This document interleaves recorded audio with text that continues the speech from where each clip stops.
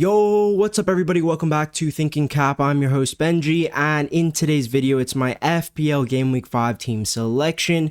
We're going to be reviewing my Game Week 4 team first, of which I did activate my free hit, and 76 points. Look, it's not amazing. I know a lot of teams without a chip beat me, so I'm a little bit disappointed with the total score, especially because I was considering Semenyo and Tete in the spot of Barnes and Harry Wilson, which would have been a plus 18 swing.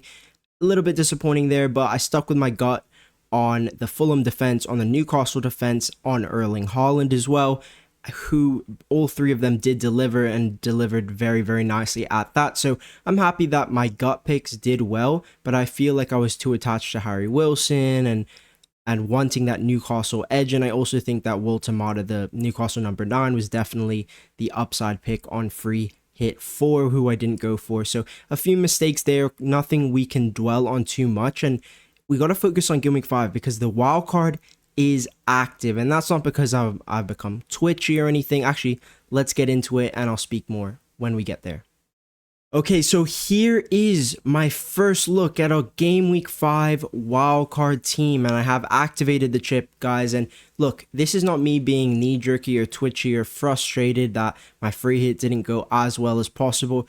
I was looking at my team, and there's a few factors which push me towards a wildcard 5. Number 1, captaincy. I sold Cole Palmer in Game Week 3 because I don't believe in sitting on an asset who's getting 0 points at 10.45 million.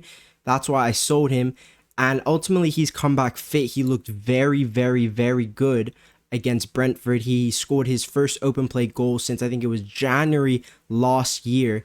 So number one, that whole, Palmer hasn't scored an open play goal in XYZ, how long, who cares? That's out the window now. You can't use that as an excuse. I always believe that, he would shut that down pretty quickly, and he has done. Just 35 minutes.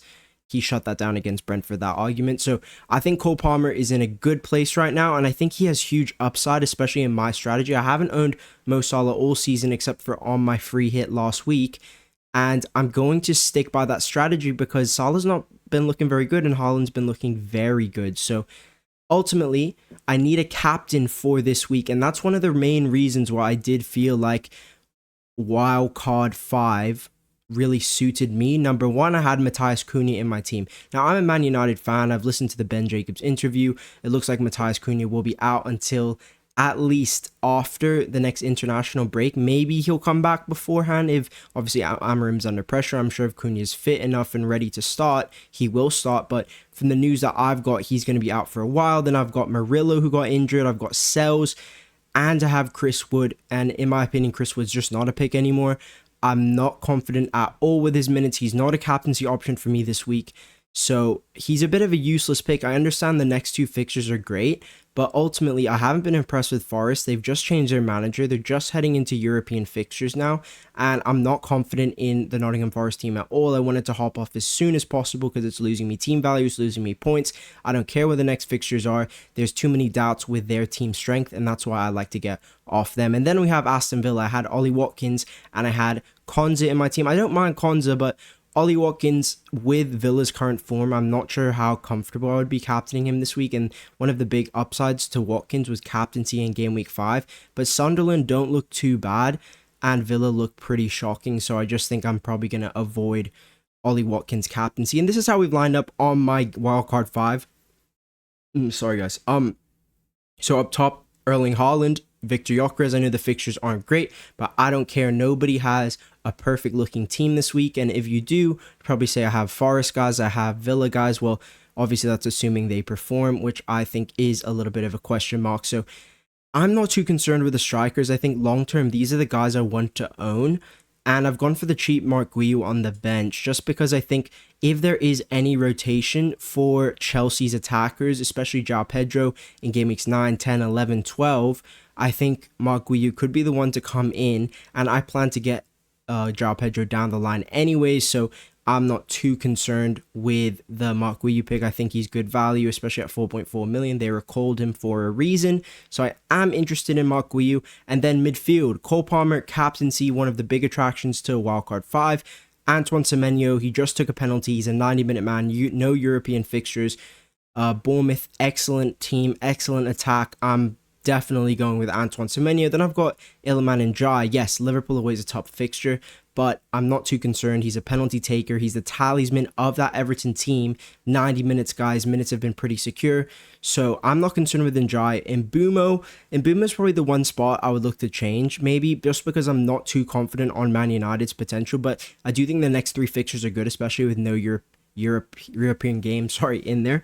But yeah, that's how I'm lining up. And then obviously Tijani Reinders as my 8th attacker. And the reason I've gone Tijani Reinders is because, look, I need to build a long-term team. And in my opinion, in the Game Week 13 swing, you're going to want an asset like Tijani Reinders. Cheap, very good minutes in the City attack.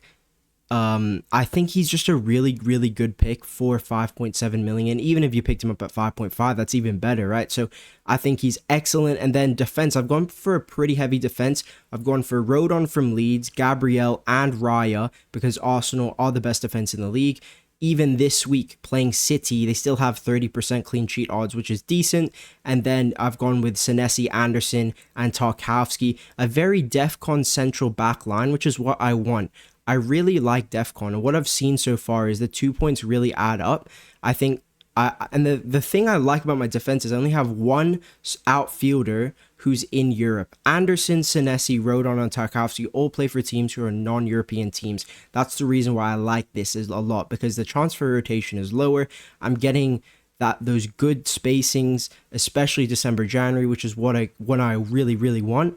I just think my defense is great. Midfield, I'm going to play around with the Mbeumo spot to see what I can do. Might downgrade him, might upgrade him to Bruno Fernandes, but ultimately I think Mbeumo has been getting a lot of chances. His XG has been really, really solid. Even if you look at United's projected goals from Rob TFBL, shout out to him on Twitter, 1.53. That puts us in the top 5 this week for projected goals, which is really, really solid. So I think we could get a few against Chelsea. I just think Chelsea will score more because we're pretty bad defensively. And even at home, we go more attacking. So I'm really interested in this build. Let me know what your thoughts are in the comment section. If you think there's any improvements I can make, what do you think about the captaincy? Do you think I should back in Mbeumo, back United, not back United? Let me know down below, and hit subscribe on your way out. Peace.